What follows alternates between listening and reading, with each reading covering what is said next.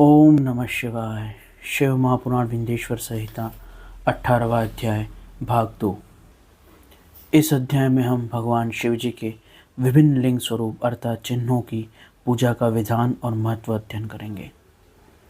ऋषि बोले, हे उत्तम व्रत का पालन करने वाले सूत जी, शिवलिंग प्रतिमा भगवान शिव जी के विभिन्न चिन्ह और स्वरूपों में पूजा का क्या विधान और क्या फल है, यह हमें बताइए।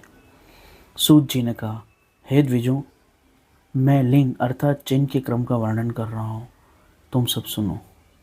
यह जो ओमकार है, यह जो प्रणव है, वही भगवान का प्रथम लिंग है, अर्थात उनका प्रथम नाम है, उनका प्रथम चिन्ह है। उसे सूक्ष्म प्रणव कहो। सूक्ष्म प्रणव निराकार स्वरूप होता है और ओम नमः शिवाय रूप जो भगवान का मंत्र है, उसे सकल या साकार चिन्ह कहते हैं। इसे ही साकार स्थूल लिंग कहा जाता है। यह दोनों मंत्र और इनका पूजन, इनका जप करना, इनका ध्यान करना, यही तपस्या कहलाता है। यह दोनों ही चिन्ह साक्षात मोक्ष देने वाले हैं। इन्हें पुरुष लिंग और प्रकृति के लिंग के रूप में भी जाना जाता है। सभी स्वरूपों का ज्ञान केवल भगवान शिव ही विस्तार पूर्वक बता सकते हैं, दूसरा कोई नहीं जानता। देवर्षि, महर्षि, साधु संतों की तपस्या से संतुष्ट होकर उनके समीप जब भगवान बीज रूप से प्रकट हो गए, जिस प्रकार वृक्ष का अंकुर जमीन से प्रकट होता है, वैसे जहाँ स्वयं शिवजी व्यक्त हुए और प्रकट हुए, उन भगवान की प्रतिमा को स्वयंभू कहते हैं। इसलिए ज्ञानी जन उन्हें स्वयंभू लिंग के नाम से जानते हैं। स्वयंभू लिंग की पूजा से उपासक का ज्ञान स्वतः बढ़ता है। सोना, चांदी, भूमि अथवा वेदिका पर अपने हाथ से मंत्र लिखकर और उसका जो पूजन किया जाता है, उसका जो जप किया जाता है, उसे मंत्र लिंग कहते हैं। वह भगवान का मंत्र स्वरूप प्रतिमा है, वह भगवान का मंत्र स्वरूप चिन्ह है।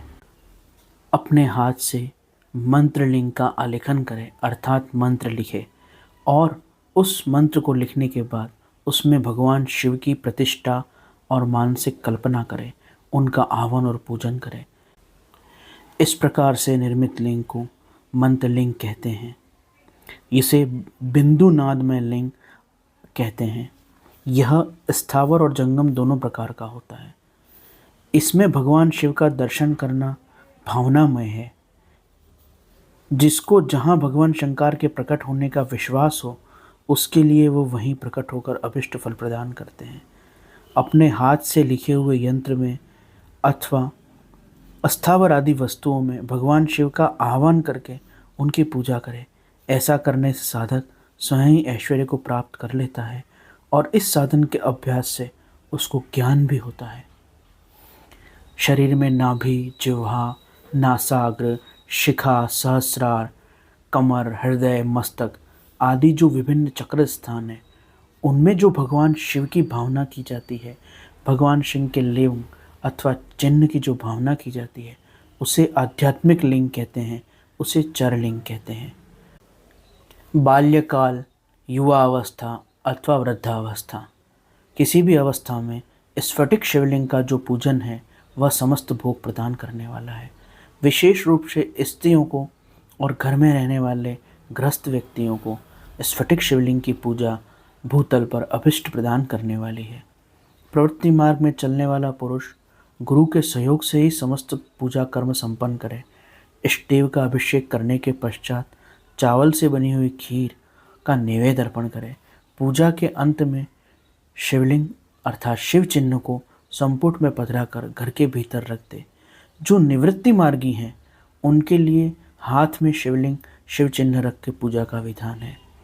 उन्हें भिक्षा से प्राप्त हुआ जो भोजन है वही नैवेद्य में अर्पित करना चाहिए। जो निवृत्ति मार्गी पुरुष हैं, उनके लिए हाथ पर ही शिव पूजा का विधान है। उन्हें भिक्षा से प्राप्त हुए भोजन को ही नैवेद्य रूप में निवेदित करना चाहिए। निवृत्त पुरुषों के लिए सूक्ष्म लिंग ही श्रेष्ठ बताया है, अर्थात ओमकार का जप, ओमकार का पूजन और लिखे हुए ओम में ही शिव का स्वरूप मानना। वे भस्म के द्वारा पूजन करें और भस्म को ही नैवेद्य के रूप में निवेदन करें। पूजा करके प्राण रूप उस सूक्ष्म लिंग को जो लिखित रूप में हो अपने सर पर धारण करें। विभूति अथवा भस्म तीन प्रकार की बताई गई है: लोकाग्नि जनित, वेदाग्नि जनित और शिवाग्नि जनित। लोकाग्नि जनित या लौकिक भस्मों को द्रव्यों की शुद्धि के लिए ला कर रखे, उन्हें जल एवं भस्म से पवित्र करके उनके द्वारा हवन करें। उससे जो प्राप्त भस्म है वह लोकाग्नि भस्म कहलाती है। वैदिक मंत्रों द्वारा जो हवनीय कर्म किया जाता है उससे प्राप्त भस्म वेदाग्नि जनित भस्म कहलाती है। उसको उन वैदिक कर्मों के अंत में धारण करना चाहिए। मंत्र जनित, क्रिया जनित जो होम कर्म है वह अग्नि में भस्म का रूप धारण करता है। उस भस्म को धारण करने से वह कर्म आत्मा में आरोपित हो जाता है। भगवान शिव का जो मंत्र है उसे पढ़कर बिल्व पत्र की लकड़ी से अभिमंत्रित करके जो भस्म तैयार की जाती है उसे शिवाग्नि कहते हैं। उसके द्वारा जले हुए काष्ठ की जो भस्म है वह शिवाग्नि जनित भस्म कहलाती है। पूर्व काल में भगवान शिव ने भस्म शब्द का ऐसा अर्थ प्रकट किया था, जैसे राजा अपने राज्य में सारभूत को ग्रहण करता है, जैसे मनुष्य वस्तुओं को लाकर और उन्हें पकाकर उनका रस और सार ग्रहण करता है, जिस प्रकार जठरा अग्नि भोजन की गई वस्तुओं का रस और सार ग्रहण करता है और देह का पोषण करता है, उसी प्रकार परमेश्वर शिव ने अपने आधे स्वरूप में विद्यमान प्रपंच को जलाकर भस्म रूप से उसका सार तत्व ग्रहण किया। प्रपंच को दग्ध करके शिव ने उसके भस्म को शरीर में लगाया है। राख अथवा भभूत लगाने के बहाने जगत के सार को उन्होंने ग्रहण किया है। यही इसमें प्रतीक संकेत है। महेश्वर ने अपने ललाट पर जो त्रिपुंड धारण किया है वह ब्रह्मा, विष्णु और रुद्र का सार तत्व है। भगवान शिव को अपना आत्मा मानकर उनकी पूजा करनी चाहिए। अतः पहले अपने अंगों में भस्म मले, फिर ललाट में त्रिपुंड धारण करें। पूजा काल में सजल भस्म का उपयोग होता है और द्रव्य शुद्धि के लिए निर्जल भस्म का। गुणातीत शिव सत्व, रज, तम आदि सविकार गुणों को दूर करते हैं, इसलिए वे सबके गुरु रूप हैं और आश्रय रूप से स्थित हैं। गुरु विश्वासी शिष्यों के तीनों गुणों को पहले दूर करके फिर उन्हें शिव तत्व का बोध कराते हैं, इसलिए ही वे गुरु कहलाते हैं। गुरु की पूजा परमात्मा शिव की ही पूजा है। गुरु के उपयोग से बचा हुआ सारा पदार्थ आत्मशुद्धि करने वाला होता है। गुरु की आज्ञा के बिना उपयोग में लाया हुआ पदार्थ चुराई हुई वस्तु के उपयोग की तरह प्रभाव करता है। अज्ञान बंधन से छूटना ही जीव मात्र का साध्य पुरुषार्थ है। अतः जो ज्ञानवान है उनको गुरु बनाना चाहिए, वही जीव को बंधन से छुड़ा सकते हैं। जन्म और मरण रूप द्वंद्व को भगवान शिव की माया ने ही निर्मित किया है। जो इन जन्म और मरण रूपी द्वंद्व को भगवान शिव की माया को ही अर्पित कर देते हैं वह फिर शरीर के बंधन में नहीं पड़ते। जब तक शरीर रहता है तब तक जो क्रिया और कर्म करता रहता है उनके अधीन रहता है, वह जीव बद्ध कहलाता है। स्थूल, सूक्ष्म और कारण तीनों शरीरों को वश में कर लेने पर जीव का मोक्ष हो जाता है। माया चक्र के निर्माता भगवान शिव ही परम कारण हैं। वे अपनी माया के दिए हुए द्वंद्व का स्वयं ही परिमार्जन करते हैं।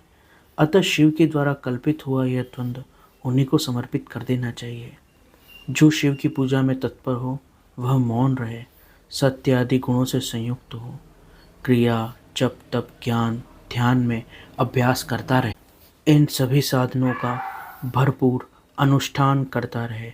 ऐश्वर्य, दिव्य शरीर, ज्ञान की प्राप्ति, अज्ञान का निवारण और भगवान शिव का स्वरूप में प्राप्ति, यह सभी लाभ इन सब साधनाओं से प्राप्त हो जाते हैं। निष्काम कर्म करने से, अज्ञान का निवारण हो जाने से शिव भक्त पुरुष उसके तथोक्त मोक्ष रूप फल को प्राप्त करता है। न्याय उपार्जित उत्तम धन से निर्वाह करते हुए विद्वान पुरुष शिव के स्थान में निवास करे। जीव हिंसा आदि से रहित और अत्यंत क्लेश शून्य जीवन बिताते हुए पंचाक्षर मंत्र के जप से अभिमंत्रित अन्न और जल को सुख स्वरूप माना गया है। कहते हैं कि दरिद्र पुरुष के लिए भिक्षा से प्राप्त हुआ अन्न ज्ञान देने वाला होता है। शिव भक्त को भिक्षान्न प्राप्त हो तो वह शिव भक्ति बढ़ाता है। शिव योगी पुरुष भिक्षा के अन्न को शंभु सत्र कहते हैं। जिस उपाय से जहाँ कहीं भी भूतल पर शुद्ध अन्न का भोजन करते हुए सदा मौन भाव से रहे और अपने साधन का रहस्य किसी पे प्रकट न करे, भक्तों के समक्ष शिव की महिमा प्रकाशित करे। शिव जी के मंत्र के रहस्य को भगवान शिव ही जानते हैं, अन्य कोई नहीं। इस प्रकार शिव महापुराण विंध्येश्वर संहिता 18वें अध्याय का द्वितीय भाग यहाँ संपूर्ण हुआ। शेष अगले अंक में। ओम नमः शिवाय।